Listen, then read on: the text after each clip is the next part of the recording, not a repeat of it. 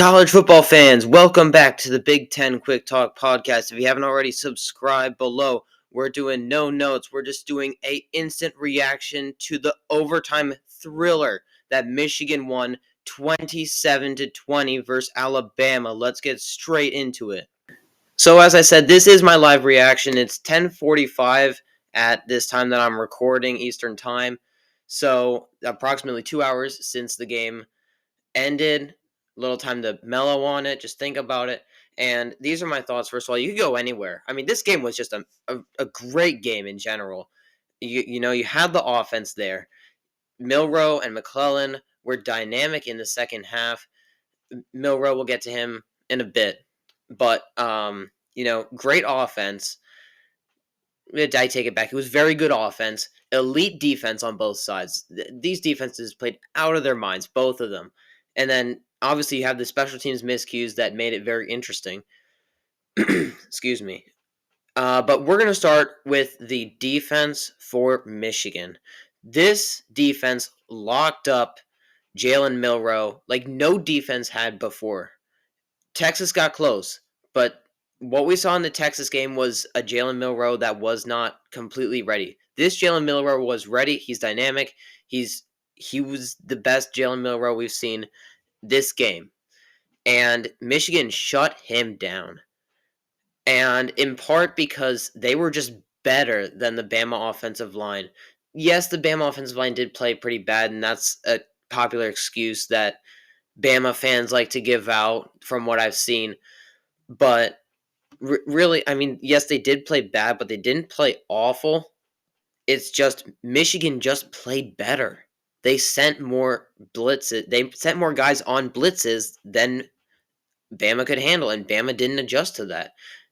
And, you had 6 total sacks. 5 of them came in the first half. And just off the top of my head. And really, just it seemed every play they were just either flushing him out and getting him at the line of scrimmage, tackling him at the line of scrimmage, or it was, it was just guys coming in from everywhere, and they had it locked down in the secondary. The leading receiver for Bama was Isaiah Bond, who had 4 receptions for 47 yards. That's what your third guy should be getting. That's really, you think about it, that's not what a leading receiver gets. They were just locking it down in the back end. Yes, there was 1 or 2 that could have been called as pass interference, 1 or 2 deep bombs that could have been called as pass interference, but from what I saw, it was good defense, debatable. I'm not too worried about that. They just totally neutralized Bama in the first half. Then they got it going with McClellan. Forgot his first name. My bad. But McClellan really, he was getting hit at the line of scrimmage and he was plowing forward, and that's how they got that offense going. And Jalen Milroe started playing really well in the second half. But then when they needed to most, in overtime, actually, let's rewind. It was about 4 minutes left. Bama was on about the 40. They had been marching, and they got that stop that they needed to. They didn't play particularly well on that drive. They let Bama get to about the Michigan 40, but they did enough to get that stop on 4th down. Yes, Will Reichard got that field goal. He's probably one of the best he'll be up there with the best field goal kickers in NFL history, probably. He's a legend. And he just knocked those 50-yarders in with ease. But, they limit them to a field goal, and they come out and they let their offense get a chance. And that's and I guarantee you that's all Harbaugh wanted from that defense, and they got it. And then when it mattered the most in overtime, 4th and goal at the 3, or was it the 4? Can't remember. They get the stop that they needed to. We can debate the play calling all we want, but they got that stop.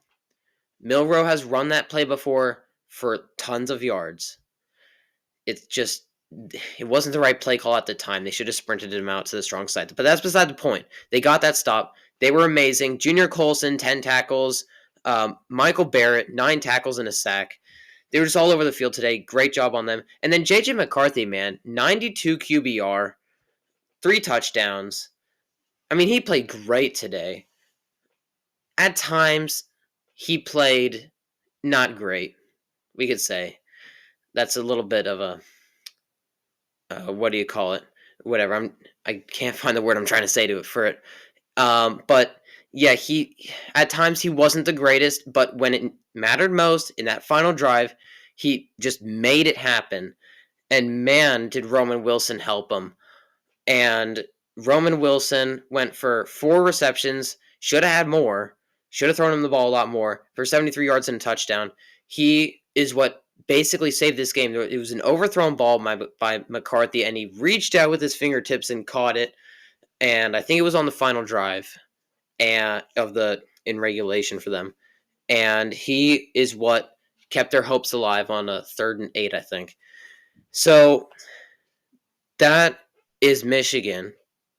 And Bama,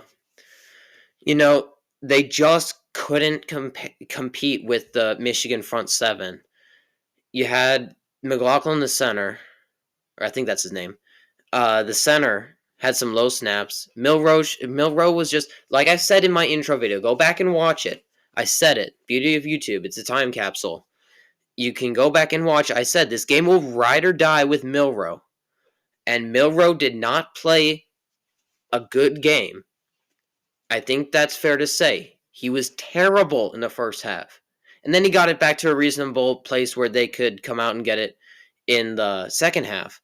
But, it rides and dies with Milroe with that team. And hopefully they'll be able to fix a little bit of that. If Milroe's not playing good, they'll be able to win still next year. And I think they will. They'll still have playmakers coming back. But, really, Milroe just didn't play that great of a game. You had McClellan, who had 14 carries for 87 yards. And he played really well, but he's getting hit at the line of scrimmage. The offensive line didn't play its best game at all, and they were just getting flooded. And that goes back to their coaching, too. I know Nick Saban is the GOAT, but you and your assistants have to help these guys out. Bring in those tight ends. I don't think, just from watching that game, I don't think they use their tight end a whole lot. You got to bring in a jumbo formation to help out these guys because they were just getting overwhelmed. There's only a couple times where they were able to execute a clean pass in a clean pocket. A couple times, a handful of times, 4 or 5 times. And, it was really like, yeah, I just don't have many words to say about it because it's just that simple. Like, they just got the Bama offense got so overpowered and just manhandled by Michigan. There were times where Michigan would just let's rephrase that. There were times where Bama kind of controlled the Michigan defense, especially a little bit in the third quarter, but that was for like 1 or 2 drives. And controlled is even a strong word now that I say it.